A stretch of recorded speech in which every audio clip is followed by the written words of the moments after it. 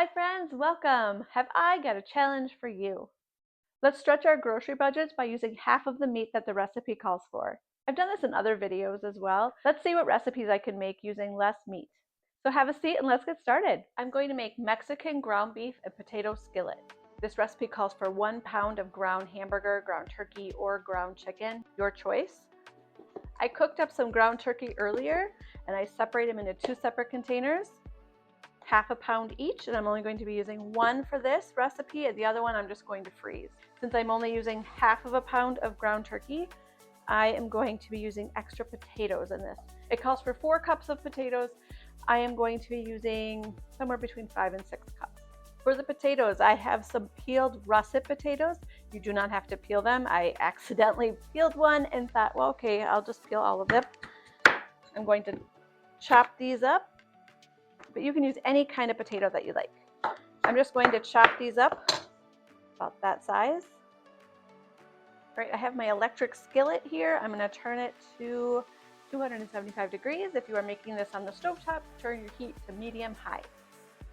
Once your skillet gets hot, add 2 tablespoons of oil, any kind of oil. I just have canola oil. I chopped up all of those potatoes and I got 6 cups. I'm going to add those to the hot skillet. I'm going to cook these for 10 minutes, stirring occasionally. I got a little distracted on the time, and these have been cooking for 12 minutes. I have 2/3 of a cup of a diced red onion. You could use a whole onion if you'd like. Any kind of onion is fine. Then you need 1 pepper diced. Doesn't matter what color, I just have green, it's frozen, doesn't matter. Just throw that in. And I will be adding my half of a pound of ground turkey. You could probably get away with 1/4 of a pound if you really wanted, just because there's so much potatoes in there. I'm going to let this cook for 3 to 4 minutes to soften the onion and peppers. Then I'm going to season this with 1 teaspoon of salt and just under 1 teaspoon of pepper. The recipe calls for 1 teaspoon. I think I did probably 3/4 of a teaspoon. Stir that together. I'm going to cook this about 3 to 4 minutes, just until the onions are soft. My peppers are already soft because they were frozen. All right, it's been 4 minutes. If you have a can of diced green chilies, mild or hot, doesn't matter on the heat, you can add that now, just a 4-ounce can. I do not have that. You can substitute a jalapeno pepper with that if you dice up the pepper and put that in. I do not have a fresh jalapeno pepper. However, I have some pickled jalapenos. I'm just going to, there's probably like 1/8 of a cup diced up. I'm just going to add that. This is kind of silly. We get the canned jalapenos that you can get. They're kind of pickled, I guess, from the Dollar Tree. I drain it and then just put them in a bag, a Ziploc bag, and then I freeze it. I double bag it though, because otherwise your freezer will smell like jalapenos. And then anytime I need a jalapeno, I just add it. It works. You don't get the pickle flavor, but you do get the heat. 1 teaspoon of cumin, 1 teaspoon of paprika, and 1 teaspoon of chili powder. Mix this together and then cook it for 6 to 8 minutes. Smelling spicy already. It's been 6 minutes. I'm just going to stir this up a little bit. Now this is a new recipe to me. I love trying new recipes. If you also like to try new recipes, put a pink heart down below in the description box.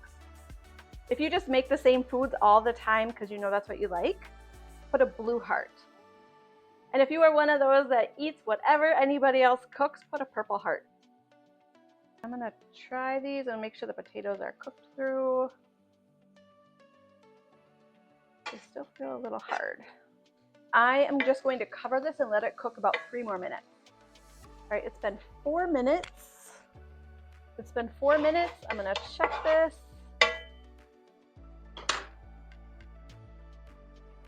Oh yeah. It's a clean fork, don't worry. That's really good. All right. Now you add about 1 cup of cheese, any kind of cheese. I have some pepper jack. I'm not really going to measure a cup. I'm just going to sprinkle a little bit. I'm going to turn the heat off and just cover it and let it sit for about a minute till the cheese melts. When it's ready.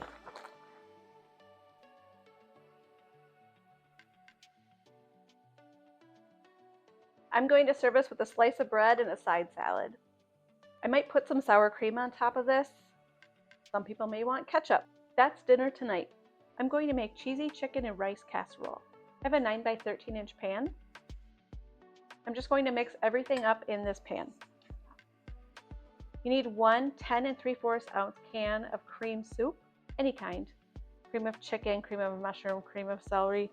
I just do a homemade cream soup, so I'm going to pour that in. This homemade cream soup looks really watery, but it does thicken up. But if you have a can of soup, you just dump that in. And then you need 3/4 cup of instant rice. And then 1 1/3 cup of water or chicken broth. I just have chicken broth, a little bit frozen, that's fine. Freeze my chicken broth. 1/2 teaspoon of onion powder. And 2 cups of vegetables, your choice if you want frozen vegetables. I just have frozen peas. If you have any canned vegetables, that's fine too. I have 2 1/2 cups instead of the 2 cups. You can put chicken thighs on top of this, or I've done drumsticks on top of this. But since the challenge is to use less meat, I have about 3 cups of rotisserie chicken. So it's already cooked, it's cut up. I'm just going to add that to this and stir it up.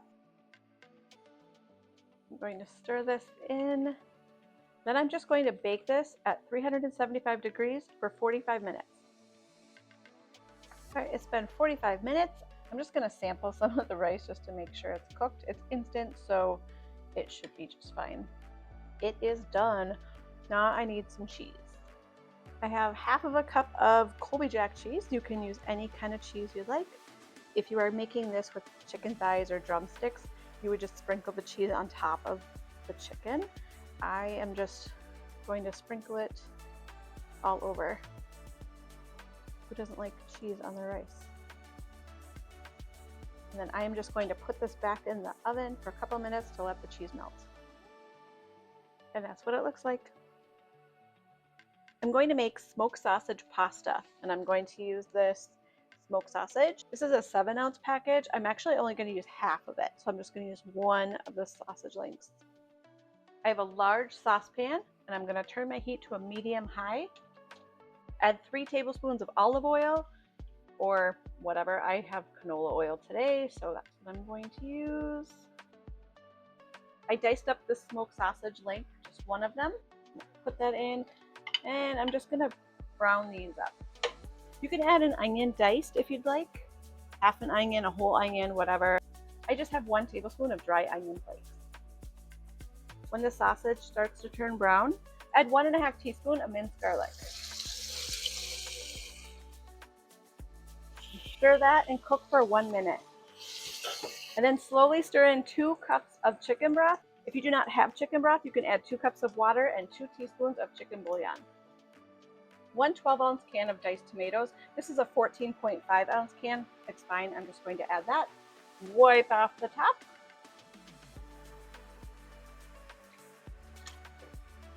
You could also use petite diced tomatoes if you want smaller chunks. If you have a picky eater that will not eat this with the chunks of tomatoes, you can just dump the tomatoes in a blender and then blend it until it's smooth and then add that. Then you need 1/2 cup of heavy cream. I do not have heavy cream, but I do have evaporated milk, and this will work. Shake it and wipe the top off, and then I'm gonna put that in there. 1/4 teaspoon of black pepper, and stir this. And then you need 8 ounces of farfalle pasta. That's about 2 cups. And I'm going to stir this and cover and simmer for about 15 to 20 minutes. I'm going to check it after 15 minutes and stir occasionally. It's been about 12 minutes. I'm going to check the pasta just to make sure it's done. That is definitely done. Now I'm going to add about 1 cup of cheese and some sharp cheddar. Stir that until it's melted. And then you can serve it just like this, or you can stir in some sour cream. I like to stir in about 1/2 cup of sour cream. It makes it creamier, and I just like the taste of it a little bit better. Stir that in. It will thicken up a little bit more if you let it sit for a few minutes, but this looks perfect to me. And that is dinner tonight, smoked sausage pasta. Thanks for hanging out with me today. Let us know if there's any recipes that you've tried using less meat. And has your family noticed the difference? Don't forget to like, share, and subscribe, and I'll see you guys next time. Bye-bye.